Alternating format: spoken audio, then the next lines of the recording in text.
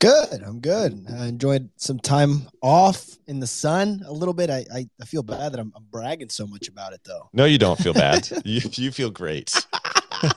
And that's okay. We support you feeling great. I had a good weekend too. Just got to hang out with my little sister and my big sister and celebrate her working so hard um, on her degree. And y'all, I just want to thank you for the kind words that you all gave her when you replied to my tweets. She sat on the couch and read all of them for I think it was like 30 minutes and was just smiling and and feeling great. And I love that. So thanks everybody for doing that. Um, let's get this party started with a little bit of music. Clemente, over to you. Let's do it. A little bit of Fleetwood Mac to start off your week.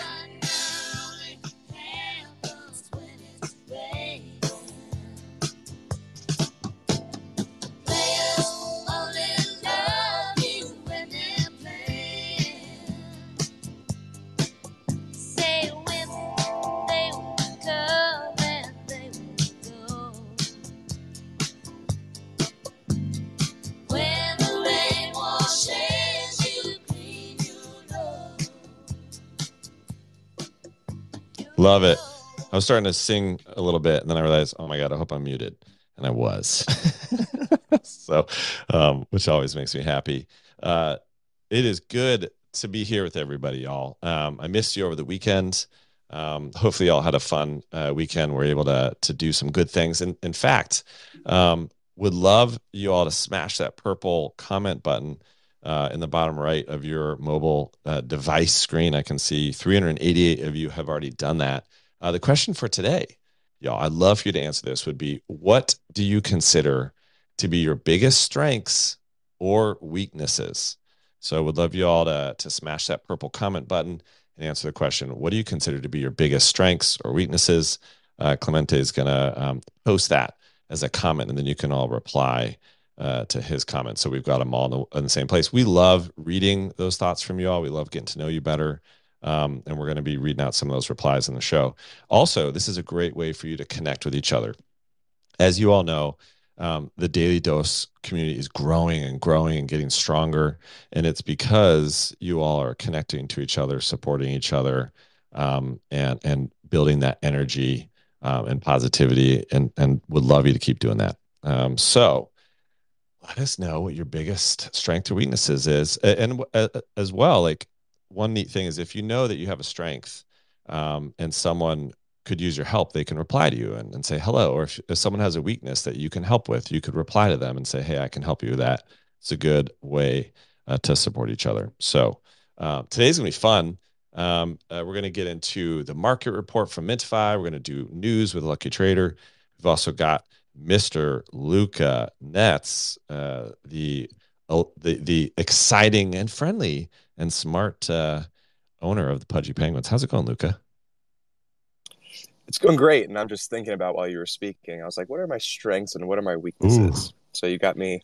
Thanks for the challenging okay, good. thought. Well, But I'm glad to be good to here. have you. And Um, yeah, thanks for you should having me. reply to that comment. Let's see what happens. I love it. All right, well, I'm going to all do right, it. love it. We'll get to our chit chat in a little bit, but first, want to welcome up our amazing Mintify Market Daily Report friendly folks over at Mintify.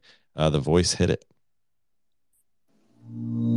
Presenting the Market Daily Report, brought to you by Mintify, the leading NFT aggregator. Appreciate that. Always bringing the quality. Over to Mintify. Welcome. Good morning. Thank you.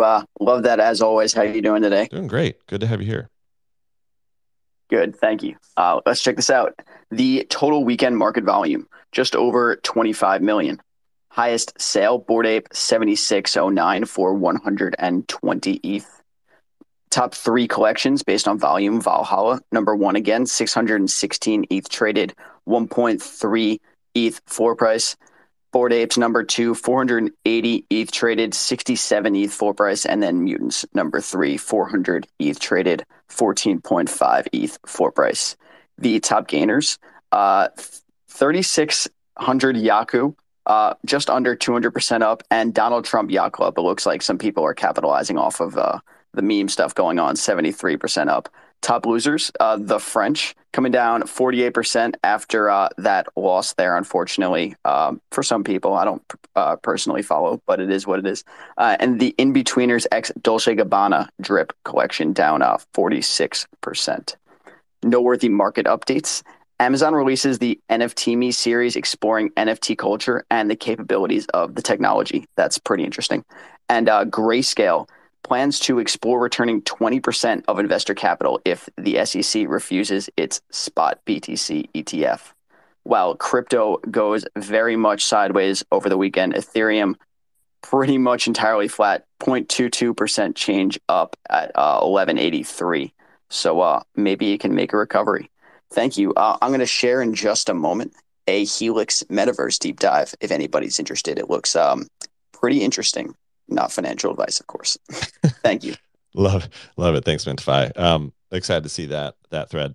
Y'all, Mintify has been an amazing sponsor of the show for almost since the beginning. I absolutely love their tool. It's for NFT pro traders. It's got powerful analytics. It's free to try. The team is very quality. Love the tool. So I really appreciate them bringing value to the show. Already seeing some fun comments to the question, what's your biggest strength or weakness? We've got from Meta David. He says, biggest strength is connecting with people. Weakness is taking on too much. I feel you on that. Edgar says, my biggest strength are my technical skills, but my weakness is FOMO, which creates a lot of stress. Working on my weaknesses, but it's so hard in this exciting space. 100% hear you, Edgar. Another great reply was from Party Patty 2010, who actually has Daily Dose Army in their profile, which is fun. They say, biggest strength, I would consider myself as quite empathetic. Love it. Biggest weakness, sometimes too nice and not confident enough. I feel you on that, Party Patty. Thanks for sharing. Let's get to our next section. As you all know, a big goal of the Daily Dose is to educate you, inform you, make sure you're up to date on the latest news and how it might affect you. And I've been using the Lucky Trader app for a long time. I love it. I've installed. Notifications are on. It's free. It's fab. So Lucky Trader asked to sponsor the show. We said, let's roll. And they're reading some news today. So hit it, the voice. It's time for the Daily Dose News, a summary of news from around the Web3 world. Brought to you by Lucky Trader. Love it. Thanks. Over to you, Lucky Trader. Ryan, thank you, and good morning. GM. Everyone, welcome to Lucky Trader's top Web3 news stories for today. Trump digital trading card NFTs dominate the market in a roller coaster trading weekend. The collection traded over 6,000 ETH, reaching a peak over 0.8 ETH or $1,000, a 10x from their $99 mint price, before retracing to 0.3. Traders speculated that a big driver in the price action was tied to some barriers to list the NFTs for sale on Polygon, as data showed half of the supply were held in wallets without any gas to transact on the Polygon network. Wolfgame dropped its much-anticipated wallpaper over the weekend. The game, which is one of the more popular NFT play-to-earn games on ETH, uses an interesting hybrid Web3/Web2 architecture, with NFTs living on the blockchain but gameplay taking place off-chain. The release of the full game is still expected sometime this month. In NFT holiday news, Coinbase NFT launched a collection of custom digital greeting cards in partnership with Warner Brothers on Friday. The project, branded as Crypto Cards, allows the holder to customize the message to be included in the card, and they advertise that cards can be sent directly to the crypto wallets of friends and family. Digital payment platform Flexa added ApeCoin integration for in real life purchases, enabling the token's use at over 45,000 stores across the U.S. Flexa allows customers to pay using the currency of their choice, with 99 different crypto tokens available for payment. The company made headlines back in September, partnering with Chipotle for their proof of stake promotion, provide discounts to customers paying in-store with ETH. And last, in some breaking news this morning, Yuga Labs is hiring a new CEO, according to a release. The Bored Ape Yacht Club parent company has tapped former Blizzard COO and president Daniel Alegre for the lead job, replacing Nicole Muniz, who will remain with the company as a partner and advisor. At Blizzard, Allegre worked on Call of Duty, Diablo, Candy Crush, and one of the co-founders' personal favorites in World of Warcraft. Co-founder Wiley Arano commented on the hire. The business, our ambitions, and the complexity of the work have grown beyond our wildest expectations. We are thrilled to have him join the team to help with our vision of a truly interoperable metaverse. Monday is already off to a fast start. Back to you, Ryan. Thanks, Lucky Trader. Appreciate it. Who else was surprised when they read that Yuga news that you had to click through and do some verification? So you had to create like a secret phrase. You had to upload a photo. I was like, wow, this is an interesting development on how to release news. They obviously are trying to avoid, fake news coming out and people clicking on things that they shouldn't click. So that was kind of a comment on the Yuga news. Also interesting to see, pretty big, heavy hitting exec join on. I was listening to Coffee with Captain, and they were pointing out that his pay package was worth 18 million, in total in his previous role. So obviously, Yuga will be investing heavily in this role. So I thought that was interesting. We are going to chit chat about a couple of these news items on the show. So I appreciate Lucky Trader you doing that. Clemente, over to you. Ryan, I have to jump in here because we're going to be trying something new today, and it is time for the POAP. We're going to be doing a little bit early today. Today, we're going to be trying something new, and we're actually going to do a special Mintify POAP. So as you guys all know, Mintify has been a phenomenal sponsor for the Daily Dose and has been a sponsor for quite some time. So we want to do something today that both provides value to Mintify and all of our listeners. So what I just did was post should be up. I just posted a link to the Mintify landing page, and it is specially made for Daily Dose listeners. So if you click on it, what it'll do is it'll take you to there, and if you sign with your wallet, it'll give you your code to then take it to the POAP app and enter there. What this will do is it'll actually give you access to Mintify for free to try it, and it'll also give you a POAP. So, we lost you for a second. Can you hear me? So that was my You're alarm back. going off. So what you'll do, guys, one more time is you'll go to this link I just posted up top. You'll create an account with Mintify, and you'll get a free trial to actually use it and use all of their amazing tools. And it'll also give you your mint code to mint today's POAP. Love it. Thanks again, Mintify. Yes, thanks Clemente for announcing that. Thanks Mintify for supporting the show, y'all. And don't worry, you're not signing up for some sort of secret paid account where you're going to be having to pay Mintify. Don't worry, it's just a great way to try the app and get the POAP code. So good luck, have fun, and Please let give us some thumbs if, up once it works. Yep, would love it. Also, do appreciate Mintify supporting the show. They've been a wonderful supporter, so thank you for doing that. If you have trouble on your mobile device, just do it on your desktop or your laptop. Screen should be fine. So give us a shout if you have any trouble, but that's the POAP for the day. So Mintify, thank you very much. Let's keep rolling. We've got some more comments coming in that are really fun on what folks' strengths and weaknesses are. James says biggest strength equals positive attitude and willingness to work. Biggest weakness equals confidence. Smiling, sweating emoji. Working on this though every day. James, love that. Appreciate you sharing. Angry Viking says strength, a great judge of character. Weakness, not always believing in myself, which stops me fulfilling my true potential. I'm working on this. So appreciate you all sharing. Keep smashing that purple comment button and sharing your strengths and weaknesses. Would love to hear from you all. And as well, let us know if you all are able to mint that POAP. Throw up some thumbs up or some thumbs down to give us some feedback on that. Would appreciate it. I think it's time to get to our special guest, Mr. Luca Netz. So first of all, some background on why I invited Luca. We're getting a thumbs down from Gene, probably a couple thumbs down from a couple other people. Clemente, if you want to kind of problem solve with some people while I roll with Luca, then we can figure out the POAP. Thanks. So, why did I invite Luca to come up? A couple reasons. I think he has a fascinating take on IP, on returning value to holders. So I'm going to ask him a couple questions about that, but also full transparency. The fund did sweep some pudgies, big believer in the project.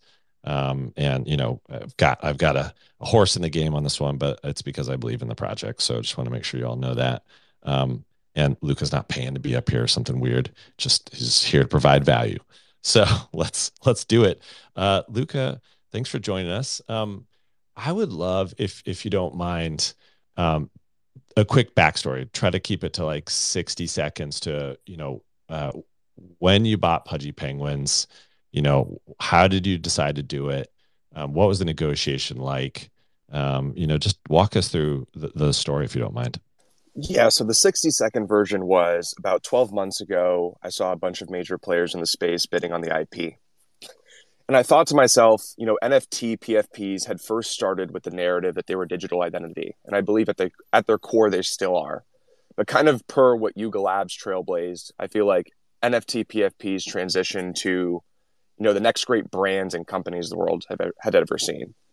And so, knowing that, and knowing the history of Pudgies, it being my first PFP, I felt like I'd been building brands at the highest level for the last 6 years, and that there was an interesting category in which I didn't think a lot of people were pursuing in the NFT space, which was, hey, how do you build the next great IP company the world had ever seen? And so a bunch of major players were bidding on the IP.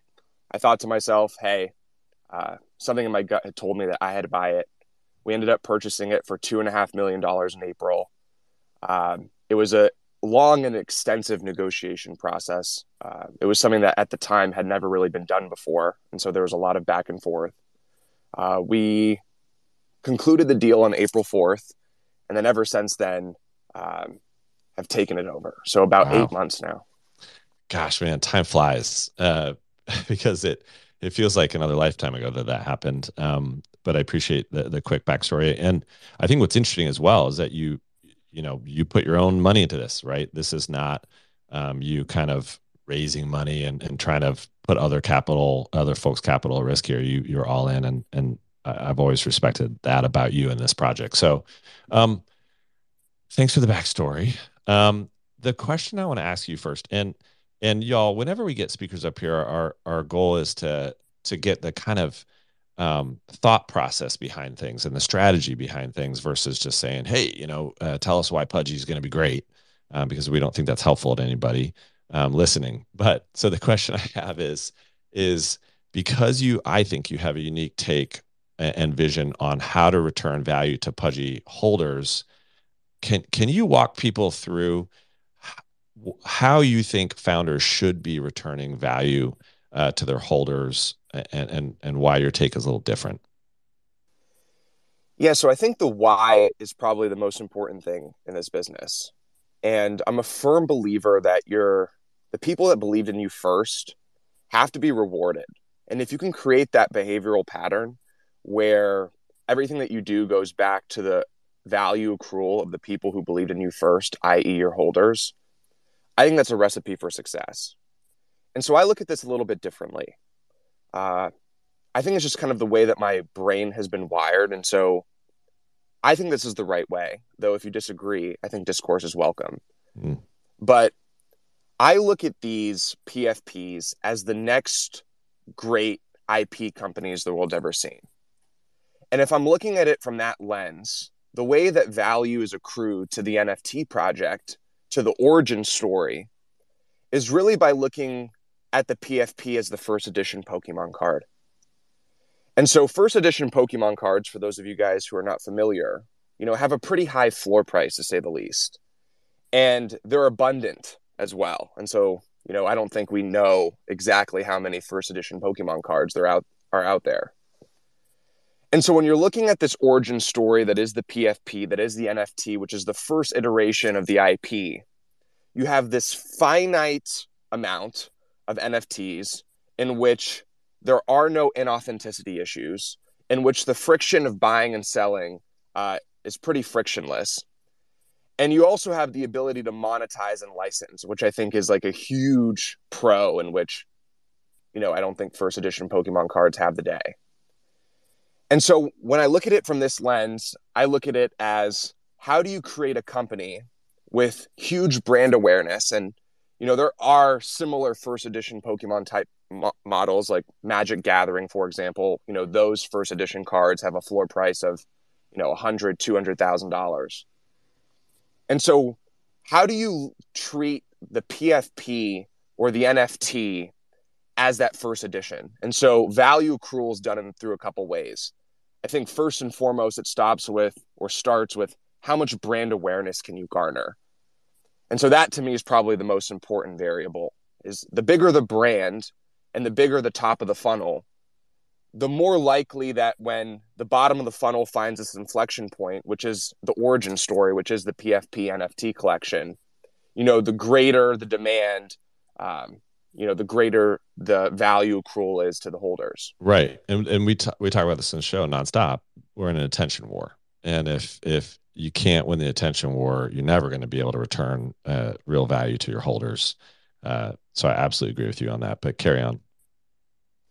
Yes. So that's really the lens in which I'm looking at it. Right. And so I think there's another pro in which a lot of people aren't really thinking about, but I'm a firm believer that to build an NFT business, you have to create a business that makes real money in the real world and creates real content to impact real people. And I believe that to do this, you have to either create product or content. And when you're creating product or content, I believe it's our responsibility from a project founder perspective to license that IP directly from holders to create those products and create that content. And so I think value is accrued in two ways. One, through the first edition Pokemon model, right, where it's our job to create a brand that has huge brand awareness. And two, as we grow that brand and grow that revenue, to create licensing agreements between the holder of the IP and the company, which is Pudgy Penguins, to take that IP and create products or content, and then use that product and content to grow the brand. And so to give you an example, we partnered up with a company called PMI Toys, which is a huge toy company. And we basically took 16 holders and 16 Pudgy Penguins on the blockchain and basically worked out a licensing deal between the holder and ourselves, and basically took those NFTs and brought them to real life. And so when those NFTs go off and do billions, or when those toys go off and do billions of dollars in revenue, millions of dollars will flow back to them through the flow of a licensee and licensor agreement. And so the opportunity to do that, I think, are probably the two value accruals. Right. And so it's interesting how you pointed out, well, you got to win the attention war and you have to build a brand. And what I think is interesting about what you know how to do is that this is not necessarily on Twitter, right? This is on other platforms actually where, quote unquote, normal folks are to gain that attention. That's thing one. And then thing two was, actual licensing dollars flowing back. So let's talk about, for everyone in the audience, like quickly, well, how are you gathering attention on other networks? Because I don't think many founders are doing it in the same way as you are. Yeah, that's a great question. I mean, I think it just starts with, I had asked this question maybe 3 years ago. One of my businesses was monetizing social influence. And I used to ask the influencers all the time. I was like, what would you attribute your success to? And it was simplified into like one term, which was quality, consistent content. And I think that's what you see us doing across the board on other social medias. And I think we're doing this the best. And so if you look at our Instagram, you look at our Giphy, you look at our YouTube, you look at some of the things that we're doing, every day we're shipping out content. And if you compare that to everybody else in the space, that's just not the case. And so we're treating this like a real brand. I think a lot of people are caught in this rat race that is Web3 brand building, which I actually don't think is the right way to brand build. It's just been programmed based on what we saw. I think everybody's just following Yuga and seeing what they did and just like copying that same model.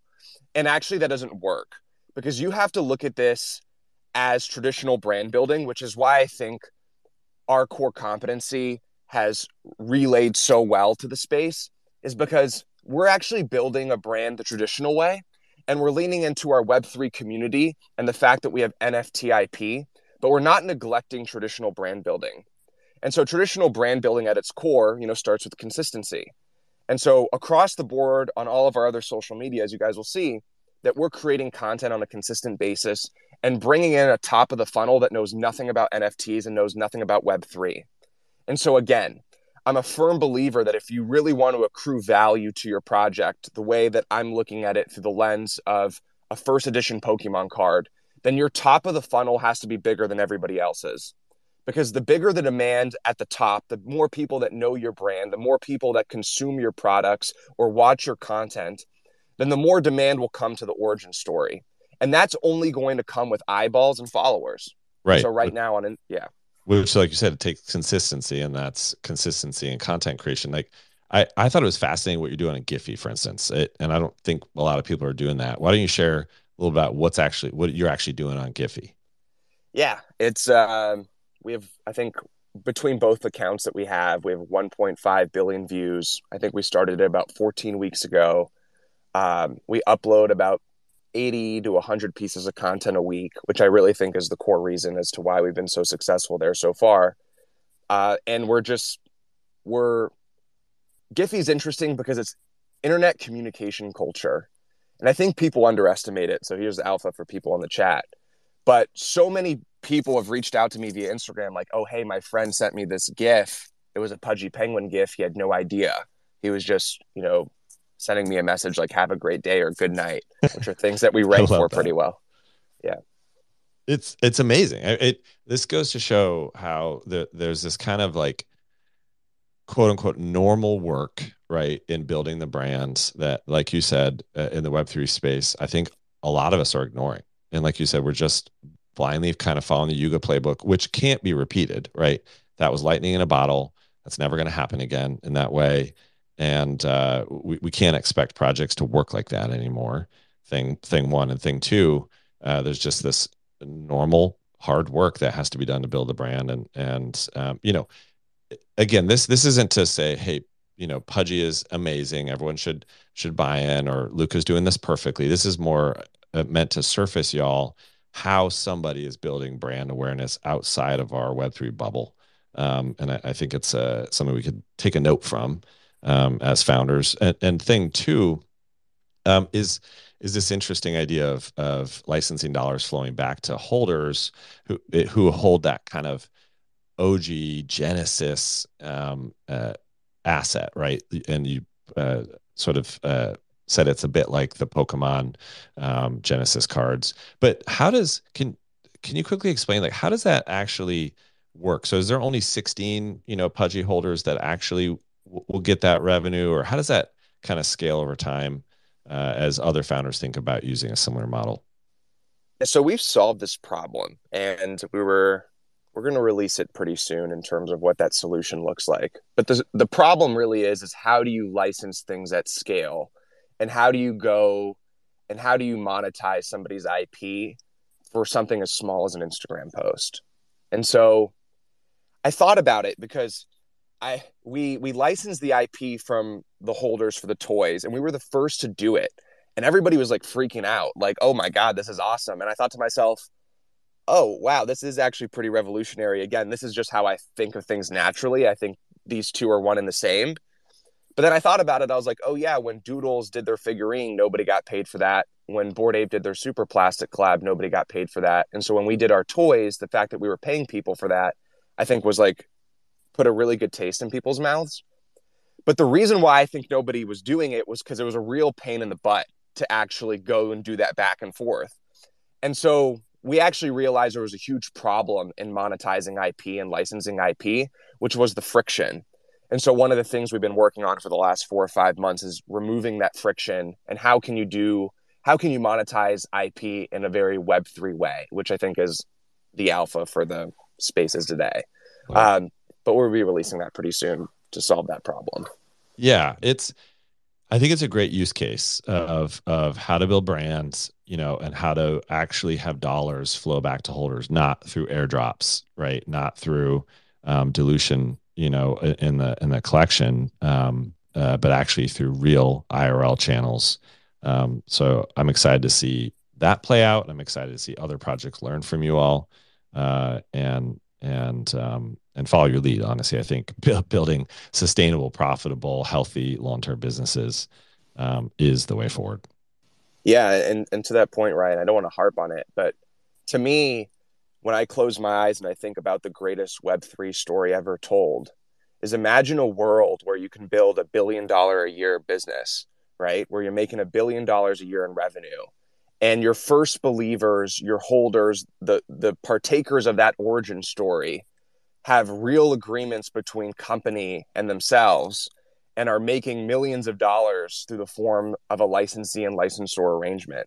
I mean, I really think that would change the entire world. I mean, from how IP companies are looked at, how consumer products and consumer product businesses are looked at. When we pull that off, I think it's going to shift the entire paradigm on its face, when rather than looking at a consumer just like a consumer, but looking at a consumer as not only a consumer, but a partner. Amen. I think it's going to change everything. Yeah, it's exciting. It's the Web3 I think we all dream of. Hey, I actually own this asset. I participate in all of the upside that the brand is building. I'm a part of it. It's just exciting. So I appreciate you coming on and sharing how the sausage is made on that, kind of what's happening and how you're thinking about it. I think all of us who are thinking about building projects or being a part of projects could look at these real world use cases on how to actually build the business and grow it. So excited to see that. I want to ask you one quick question, and then we'll close out. And some folks may have questions for you, or we may just move on to the discussion of the day. It's interesting to see, how the Pudgy Penguin floor has rose up pretty quick now, and we're at kind of a 40th plus floor here. How are you managing expectations? Like, as people buy into this thing, and now, they could be $4,000 or $5,000 in, and they expect things now. How are you managing that expectation? So I think we have an edge in the space that nobody else has. And I think it's just because of the nature of the deal. And so you mentioned this earlier in the conversation, Ryan, but we bought the project with our own money. And up until this point, we haven't taken any salaries, and we've done nothing but give to the community to the best of our ability. And so I think the community knows from an expectation standpoint that Luca and team is doing everything in their power to push this thing forward. And they've done nothing to give to us up until this point. And from an expectation standpoint, they know we're bootstrapped, right? I think one of the most beautiful things about what we've done is we've shown Web3 that you don't need tens of millions of dollars to provide value and utility, because we bought this business with no money in the bank, which I think is probably the greatest feat of them all, if you kind of look at our growth and what we've accomplished up until this point.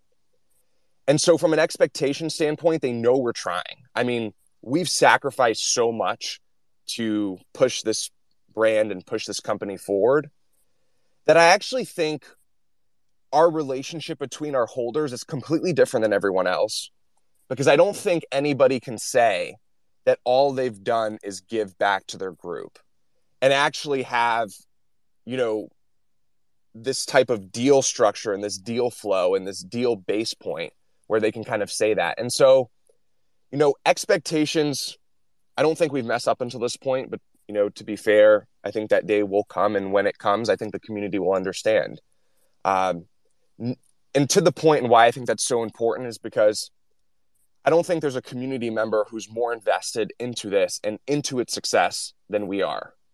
And so, when there's an expectation, I think you're going to look back at it and just say, hey, like, whatever that expectation is, Luca is aligned, because Luca's best interests and Luca and team's best interests are aligned here. Yeah, no, I like it. Aligned interests. I'm excited about what you all are doing. Again, I don't want this to come across as we're pumping the project or giving financial advice or asking people to buy in here. I just think Luca's one of the project founders that's building a real business here, and I think all of us could look at that and follow some of the lead on that. So appreciate you, Luca, being here. Feel free to stick around if you want for a couple minutes. I know you've got things to do and places to be. We're going to welcome some speakers up on stage, and we'll start cranking on our discussion topic. Couple quick comments that are getting posted, which are really fun. So again, I asked you all, what's your strength? What's your weakness? Smash that purple comment button and share it. Getting some great ones. So Jax, who's Jax Teller, said, perfection is both my strength and weakness. Seeking too much perfection can hinder progress. Perfection can also lead to beautiful outcomes. Love it. I know a guy said, think my biggest strength is my ability to be unapologetically me. Biggest weakness is that I often don't know when to ask for help. I love hearing that. So thanks for sharing, y'all. I love reading your comments. I love you all interacting with each other and supporting each other. It's so fun to see. It's also great to see all of these amazing Daily Dose spaces that are popping up. I know there's one in German now. I was talking to some folks about a Korean one. It's just fab. I love it. So keep those happening. So exciting. So let's kind of dig into the market discussion. Also, just FYI, over 2,800 of you were able to mint that Mintify POAP. So I appreciate you all doing that. Thanks for bearing with us as we kind of experiment, try new things. And Mintify, thanks for supporting the show. Really appreciate you. Let's roll on to the market discussion. And also want to encourage people, if you have opinions you want to share on what's happening in the market, if you have experience and knowledge you can share, please request the mic. We're always trying to get new folks on stage. We have friends, we love you, but we try to rotate the stage and get new voices up as much as possible.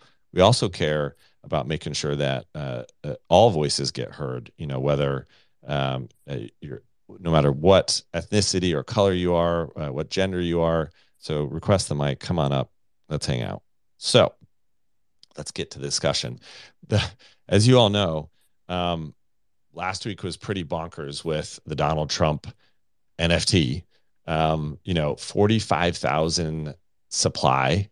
They sold out. They were $99 each, raised $4.4 million when they sold out.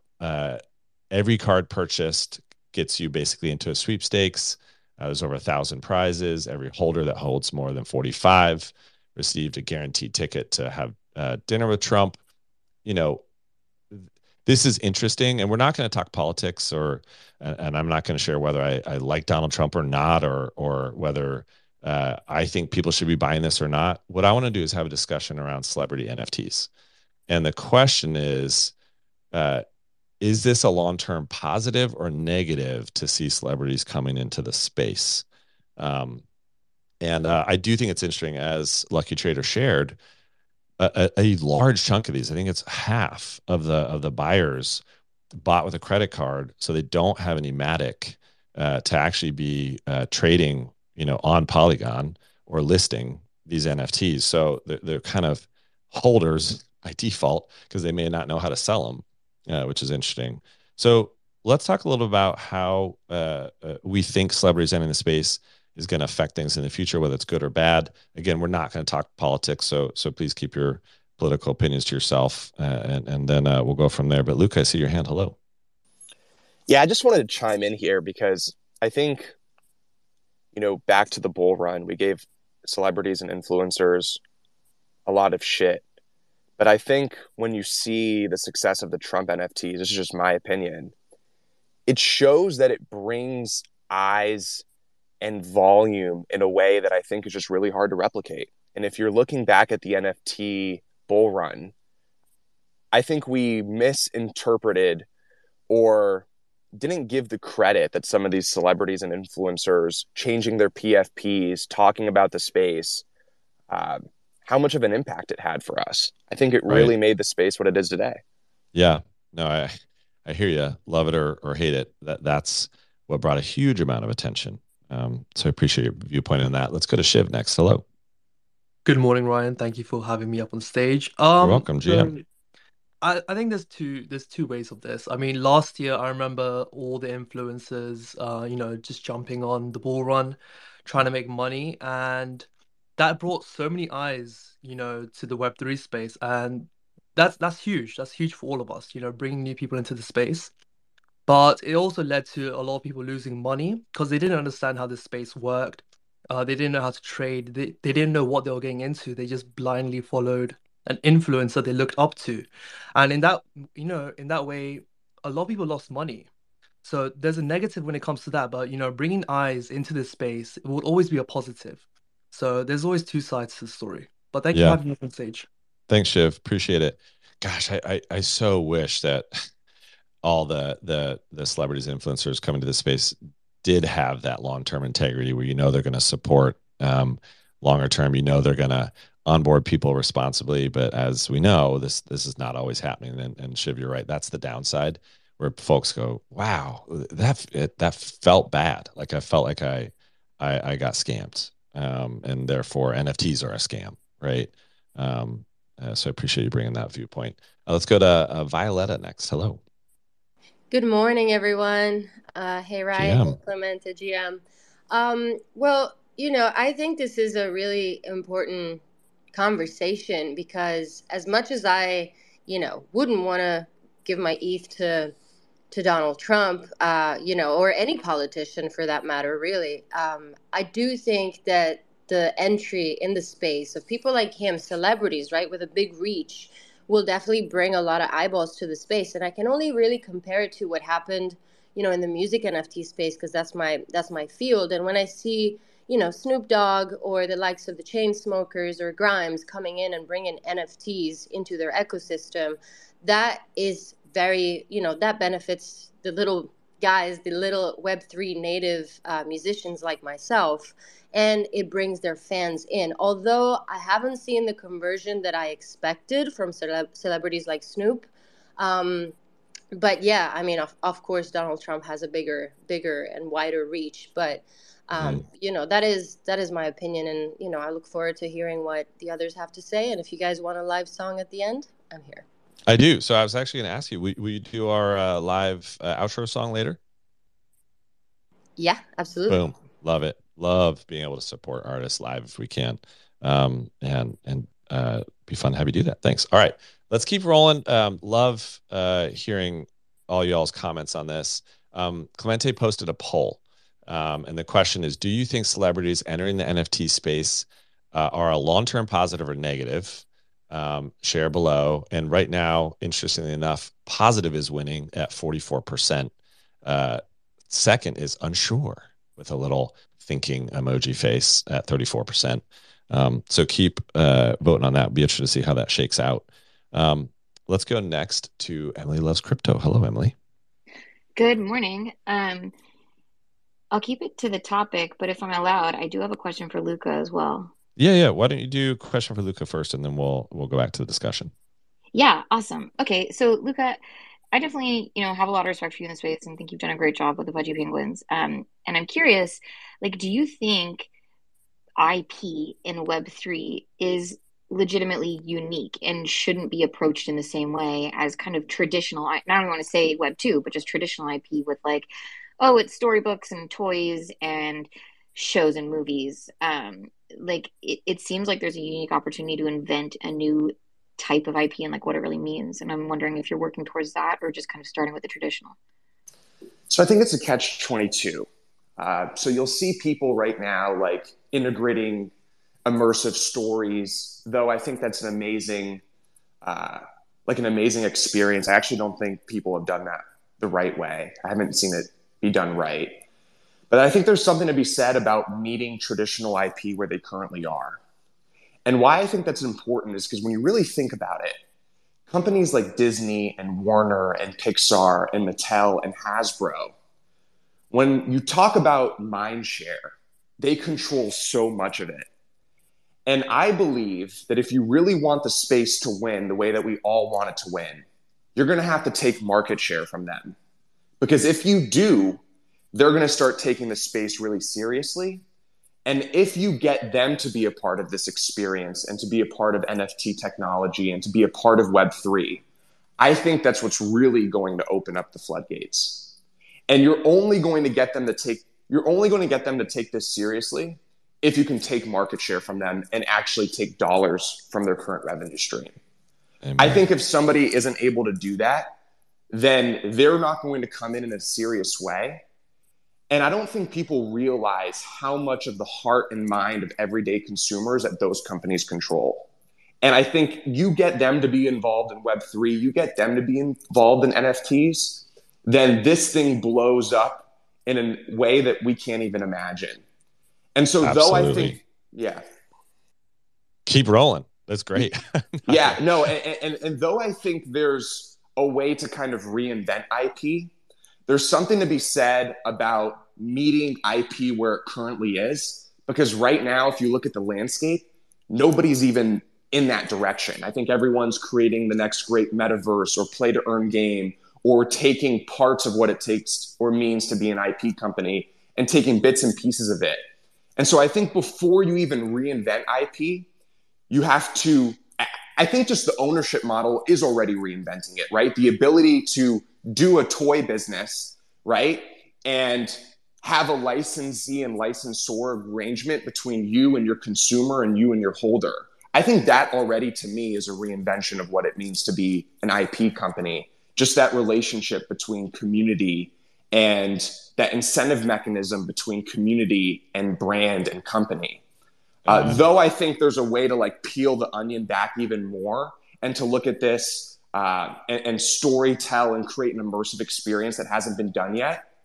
I think we have to work chronologically and beat IP where it currently is. And then I think that is going to open up the floodgates to this space in ways that I don't think we could possibly imagine.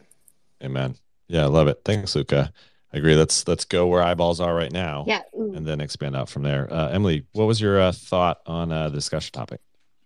Yeah, you bet. So I think it's kind of hard to predict which way it will go. I mean, ultimately, it's good to see adoption. It's good to get eyes on what's going on. But like, I think it's similar to anytime a celebrity makes a brand or makes, a branding kind of effort. Some of them do have a natural knack for business and it's a really good fit for whatever they're doing. Like maybe they're, multi-talented. That's, frequent. We see that all the time.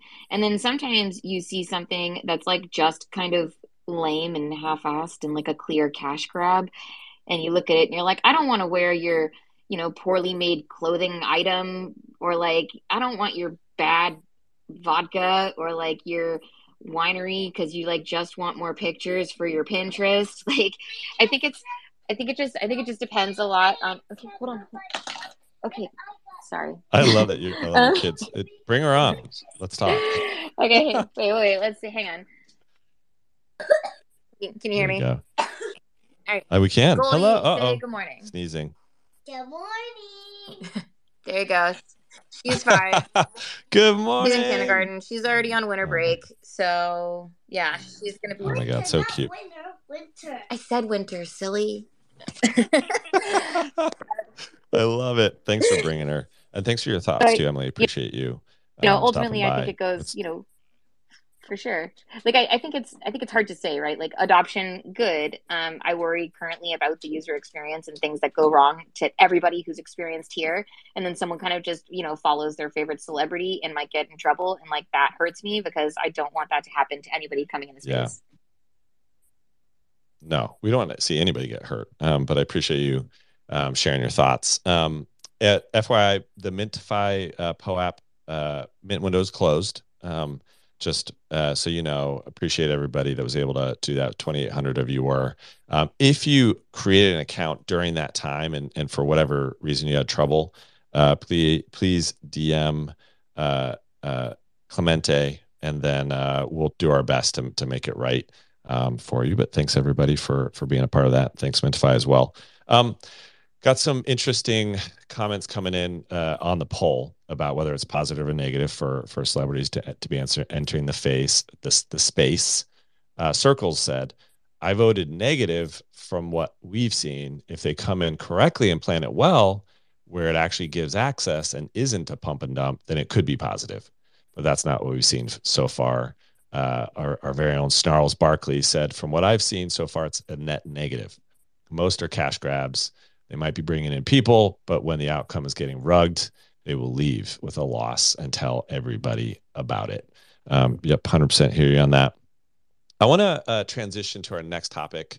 I wanted to touch on what was happening with Trump and the NFTs because I feel it was important to talk about and how it affects the space and how celebrities come into space either help us or hurt us. So I appreciate you all chatting about that. But let's transition to our next topic, which is AI and its effects on artists, right? So we have seen a massive explosion here in AI art as people use Midjourney and other tools. We've seen, I thought was really fascinating over the weekend. We saw Amar Reshi, a product designer from San Francisco, used illustrations from Midjourney and text from a conversation with ChatGPT to create his own children's book. It's called Alice and Sparkle. It raised a huge hubbub, right? A lot of concerns, a lot of support, a lot of outrage, a lot, right? As folks felt all the feelings that this causes. For instance, Midjourney is pulling in and learning from images on the internet, right? Those images are created by artists. Those artists, are they getting credit as this source material, comes out and people monetize it? What is everyone's thoughts around this? And I think we're going to ask a question and then have you all answer it. But before we go into the thoughts, I just want to do a quick nerd alert. So the voice, hit it. It is time for the Nerd Alert.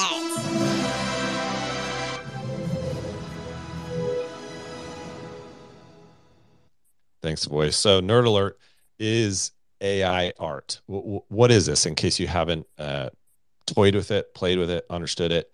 So what's happening is that we're seeing a next generation algorithms from companies like Midjourney come out that allow you to actually create images as you chat to the tool. So I'm going to walk you through, how does Midjourney work? I think everybody should try this. So I'm going to explain a little bit how it works so that you can all go get your heads around it and play with it. So, and again, I don't have any financial interest in Midjourney, but I think it's a great way to try it. So what you do is you go to the website and then you join the Discord. Which seems strange, like, what? You use this tool through Discord? Yes, it's weird, but that's how you do it. So basically join the Discord, the Midjourney Discord, and then once you create an account, and you can do it for free. If you want to try it a lot, you have to pay either $10 or $30 a month, but you can try it for free.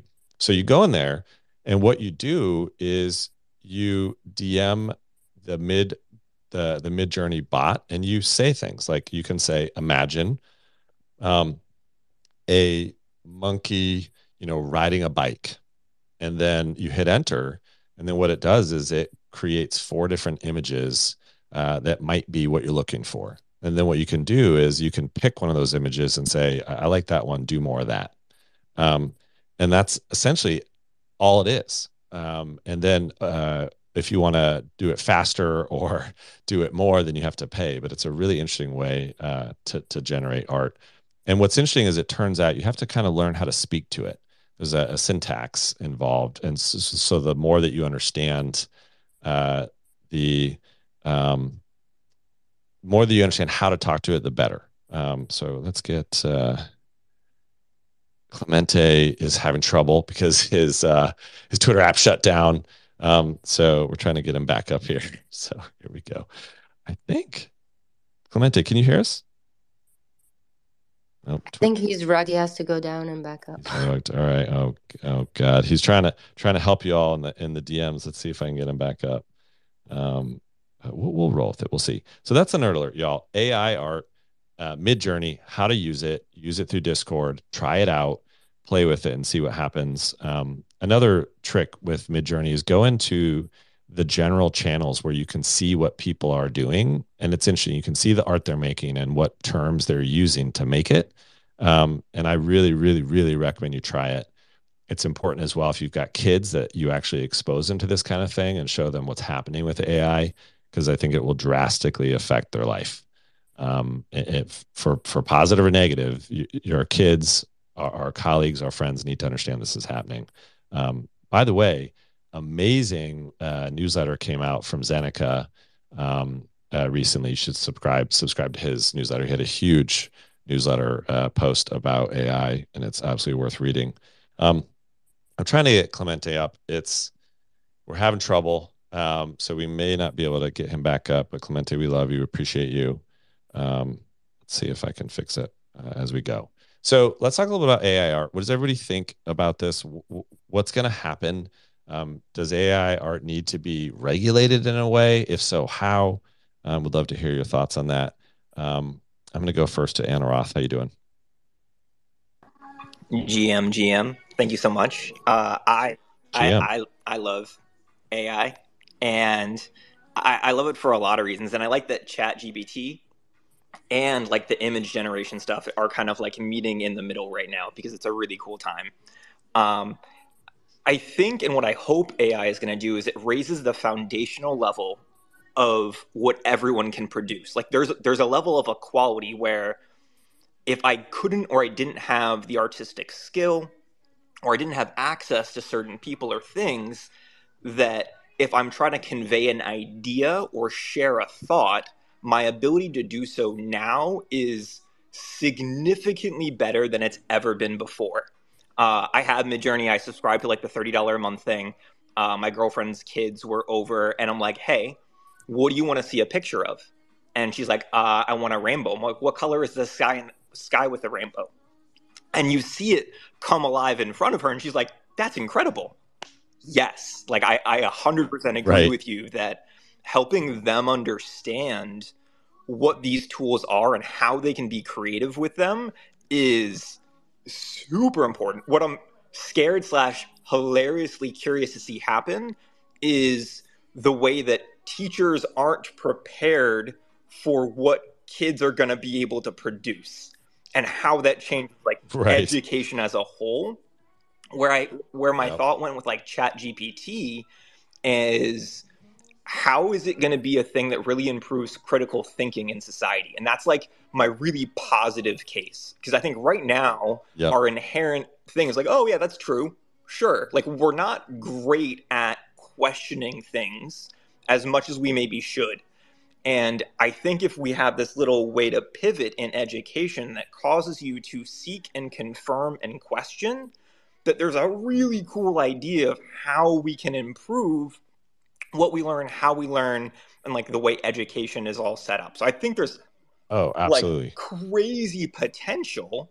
I think just like everything else with technology, what I'm curious to see happening is there going to be investment to pair those things in a way that's beneficial for our society? We'll see. And I think how fast we act is going to determine how beneficial they can be. And that's like the big question mark in my head. I have some thoughts on that content thing we were talking about earlier, but I want to hog the stage. So if we get a chance to go back to content, I would love to talk more. But thank you for the opportunity. Thanks, Anna Roth. Yeah, and I appreciate you stopping by. Thank you. It's an interesting point to highlight the fact that AI, whether you're chatting with it or you're making art with it or you're using it on a spreadsheet, it drastically changes the speed and iteration of learning. Once you start using ChatGPT, for instance, you start realizing that there is very little value in knowing these facts. The value is in using these facts. And I think once you start playing with it, and you all probably saw this, I tweeted that you can actually use ChatGPT through a spreadsheet now, and it can actually perform tasks for you. It's mind-blowing, y'all. And so it's important that we all start playing with this and understanding what it's capable of. And I think there'll be a whole new job title that appears fairly soon. I mean, I would say within 3 months, there'll be full-time roles at companies that are essentially AI whisperers, folks who understand how to get the most value out of these tools and use them. And they could be, you could have a focus, for instance, on images. All right, I need someone who can actually get the best, amazing, interesting art out of AI. And you need someone who says, I know how to use the API for ChatGPT to solve problems here at work. That's going to be a thing. And really interested to see kind of how that plays out. So, Anurag, thanks for your thoughts on that. Let's get one more quick comment on the idea of AI and do we need to regulate it? Do we need to discuss this? How's this going? I want to go to NFT Loverboy. Go ahead. GM Ryan. It's kind of an interesting topic. I think I'm not super in line with regulating it, but I think that it should be disclosed when it is used. Just kind of building on Adam Roth's point is I think it just, allows for, that foundational level to be kind of uplifted higher. And then you can add elements to it and add your own kind of flavor and spice. And as you get better with AI, like the AI whisperers, like the outputs you produce will be better. I think that'll be the talent and the main value behind it. Because, once everybody starts using AI, there's still people that are going to be more skilled or people that have kind of used them more and played around with them more to kind of get some of those outputs. Who are better, right? Who are better at using it. And thanks for pointing that out, y'all. What you'll find if you mess around with Midjourney or ChatGPT is that you don't instantly get the perfect thing, right? It actually takes finesse. It takes understanding the syntax. And I think we're going to see a flood of these new roles opening. And I don't think it's the end of artists. I think it's actually going to augment artists 100x. So I'm excited about it.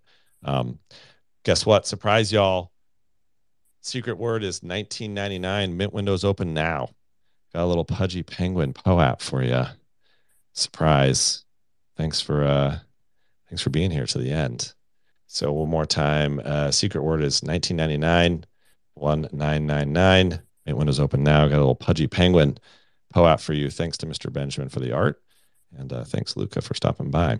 Give me some thumbs up if you're able to grab that. And just want to, Clemente, know we appreciate you. Sorry we can't get you back on stage. You help make this thing go. I'm seeing some thumbs up, so it looks like that POAP's working for y'all. Let's have a couple more comments on this idea around how we should be reacting to AI art, regulation, leaning in. What does this mean for artists? Let's go next to Hong. Hello. GM guys. Hello. GM. Can you guys hear me? We can. Welcome. Actually, it's GN here in Malaysia, the other side. You're up very late. It's okay. It's just 12 p.m. But yeah, I just went back from a hike yesterday. I brought the Daily Dose fan to there. Woo-woo. I posted it on my Twitter. Yeah, I pinned it on my account. But yeah, we appreciate check it you. out, guys. Thank you. Thanks for tuning in so late. Any thoughts on AI art? Where do you think we're going with this? Actually, I've joined the space before. The founder of V, the artist, the founder of Ether, V, the artist. He talked about AI actually is not a threat to them artists. It's actually really nice, and they can easily view their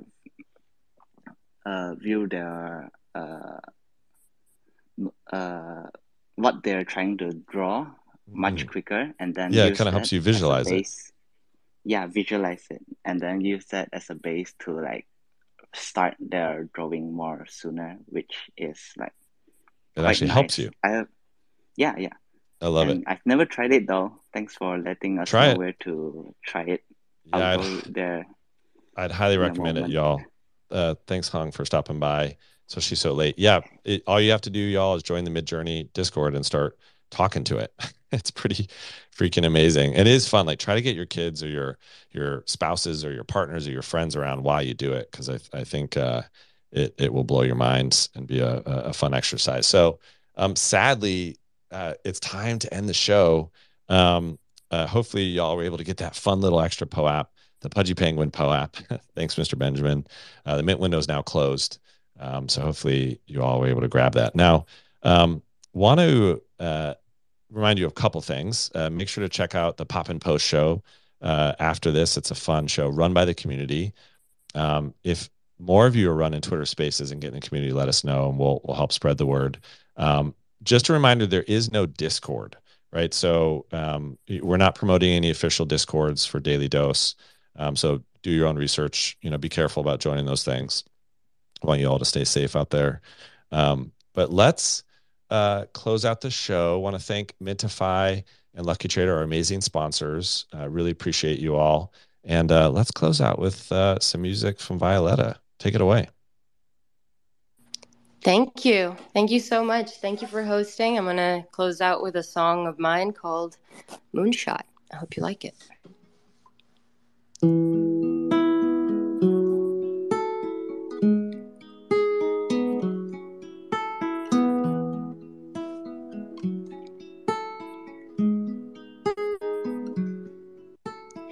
I would cross the universe and circle around the sun to find that little part of my heart I've never known.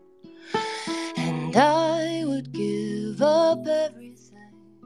I would defy gravity, 'cause something's out there telling me I am not alone. And I would travel far and wide to reach my destination, fly among the stardust, realigning constellations.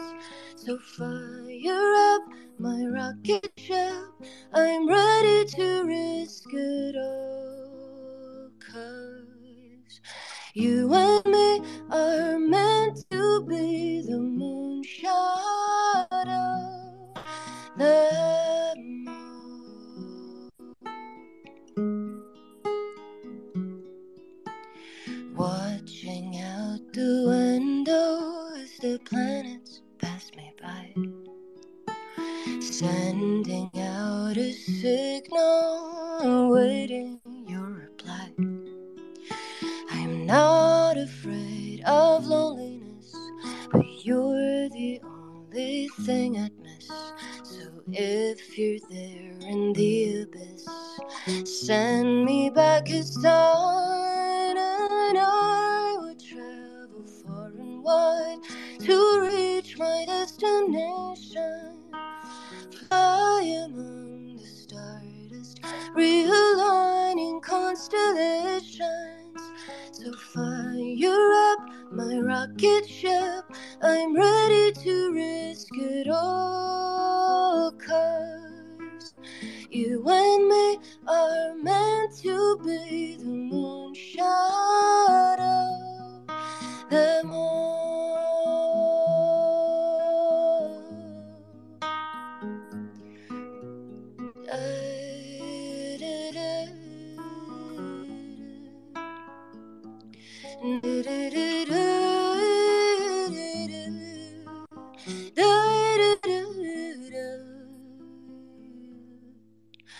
I would travel far and wide to reach my destination, fly among the stardust, 'cause I know that you'll be waiting. So fire up my rocket ship, I'm ready to risk it all, 'cause you and me are meant to be the moonshot of the moon.